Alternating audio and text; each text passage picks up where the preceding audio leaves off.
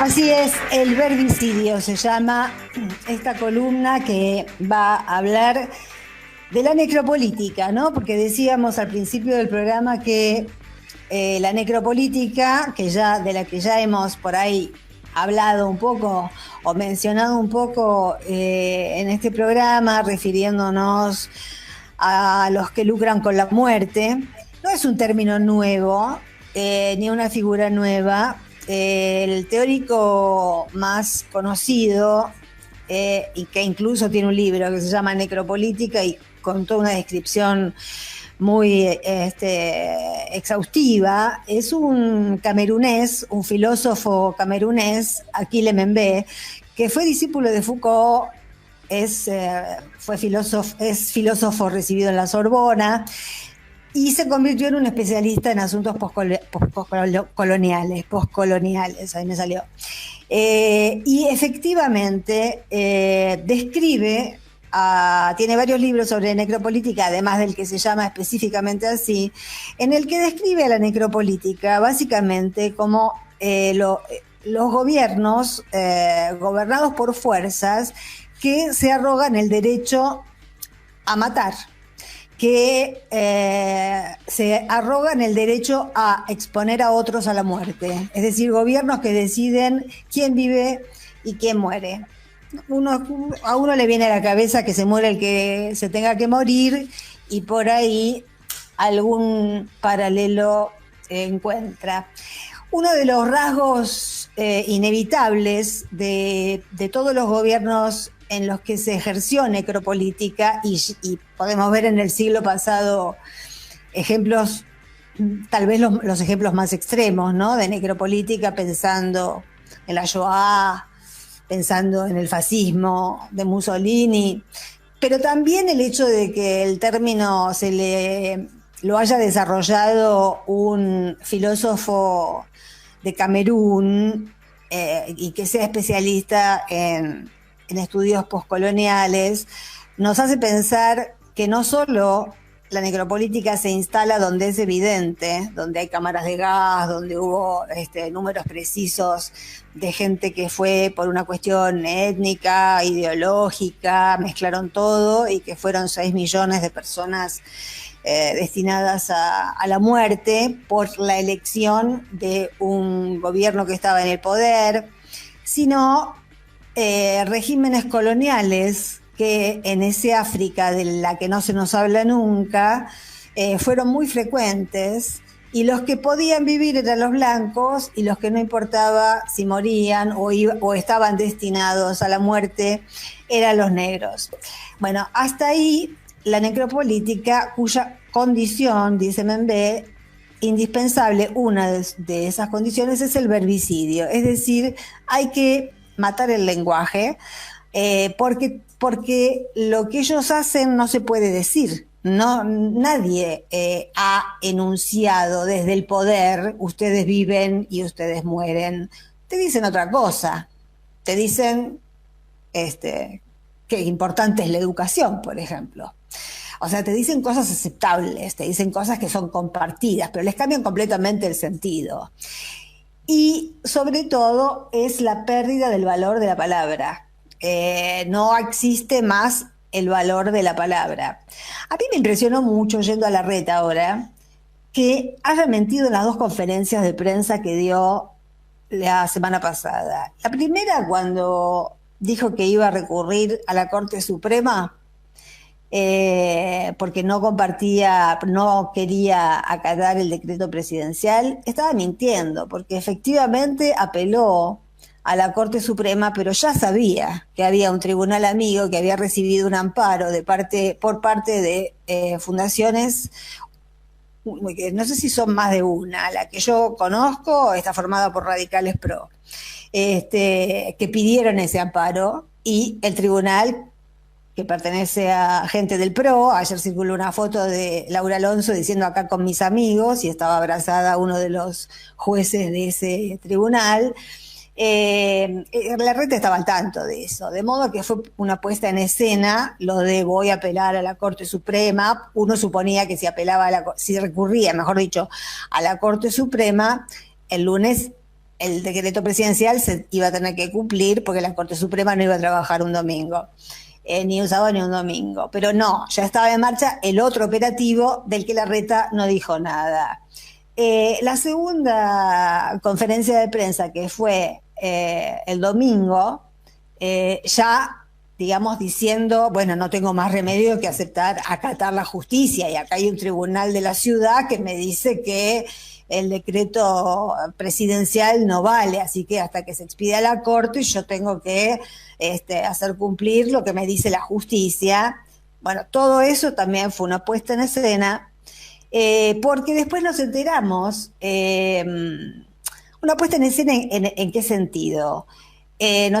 Vimos el tuit de Cabandier, ¿no? Revelando que 3 horas antes de esta conferencia de prensa, de la del domingo, el mismo Larreta se había comunicado con la ministra de Salud y le había pedido 60 respiradores. Es decir, que estaba perfectamente al tanto de que al día siguiente iban a empezar a colapsar algunos hospitales de la ciudad de Buenos Aires. Y también es perfectamente consciente, lo son todos, lo que pasa es que todos están haciendo la puesta en escena de que el tema es la educación, cuando el tema no es la educación, el tema es la salud pública, el tema es lo sanitario, y el decreto presidencial tiene por objetivo la preservación de la salud pública ante una epidemia, no tiene por objeto privar a los niños de la educación y que te lloren Amalia Granata en el hombro y todo eso. Todo eso forma parte de una puesta en escena vinculada con algo de lo que estoy diciendo. Seguimos con el verbicidio. La necropolítica no está en manos de partidos tradicionales como los que hemos conocido. Algunos nos pueden haber gustado más, algunos nos pueden haber gustado menos, pero siempre hubo luchas intrapartidarias que hacían que cuando uno se sacaba, o una línea interna se sacaba, otra línea interna recurriera a algo que está completamente perdido en estas nuevas fuerzas necropolíticas de las que estamos hablando, que es el honor. Es el apego a la palabra, justamente. ¿Qué es el honor? Te doy la palabra, eso es el honor. Sin palabra, sin lenguaje, no hay honor. Desaparece la esfera del honor. Y estos son todos gobiernos que no tienen la menor idea ni les interesa a qué se les llama honor, ni lo han tenido nunca. Son todos mentirosos, todos. Del primero al último, porque esa es la esencia, esa es la matriz. No se trata de que uno pueda ser por ahí un tipo simpático en una reunión cuando te tomas un whisky. Estamos hablando de esta gente en la función pública. Hay, para seguir, por ejemplo, el verbicidio. Salió el presidente, tuvo que aclarar que cuando habló del relajamiento, cuando habló del decreto presidencial y habló de que había habido un relajamiento, de ninguna manera quiso ofender a la comunidad médica. Una aclaración totalmente evitable. Nadie puede malentender qué quiso decir con relajamiento. Nosotros en nuestras conversaciones normales utilizamos esa palabra, la hemos escuchado 1000 veces, pero tuvo que salir a decir que no había ofendido a los médicos. ¿Por qué? Porque salió la trifecta mediática a degenerar, disparatar el lenguaje presidencial, porque el objetivo de toda esta gente, de los que operan en política y de los que operan en los medios de comunicación, es disparatar el lenguaje, que nos quedemos sin lenguaje, porque cuando no existe ninguna palabra, terminás por no creerle tampoco al que te gusta, y terminás por no creerle tampoco al que tiene la intención de rescatarte. Siguiendo con el verbicidio, para dar ejemplos concretos, todos vimos la foto de la escupidora de policías en la Quinta de Olivos, de esa mujer con ese rostro deformado por la ira y la saliva saliéndose de la boca.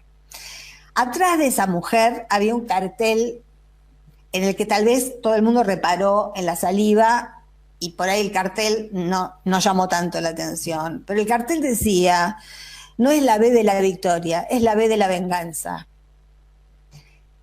Es decir, eso estaba dirigido a quienes adherimos al peronismo, al Frente de Todos, al Frente para la Victoria, a lo que corno sea, pero que hacemos los dedos, levantamos los dedos en B.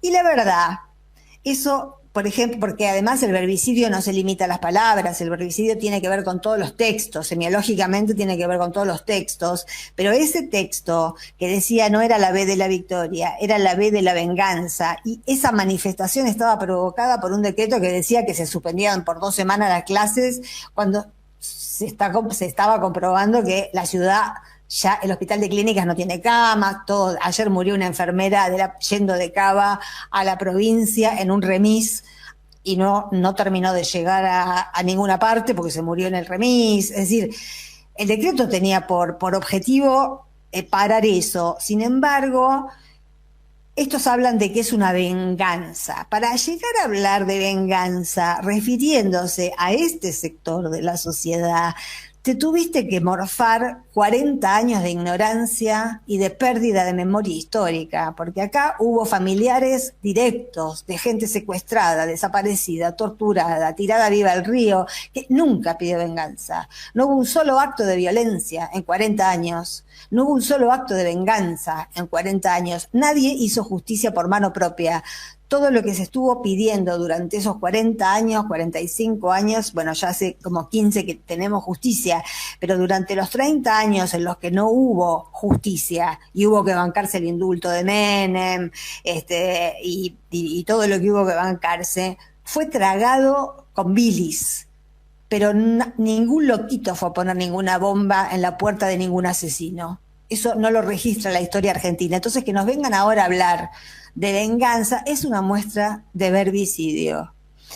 Es efectivamente, como ha dicho en algún momento Cristina, un funcionamiento de espejo invertido. Los nazis nos dicen nazis. Los mercenarios nos dicen mercenarios. Los ladrones nos dicen ladrones.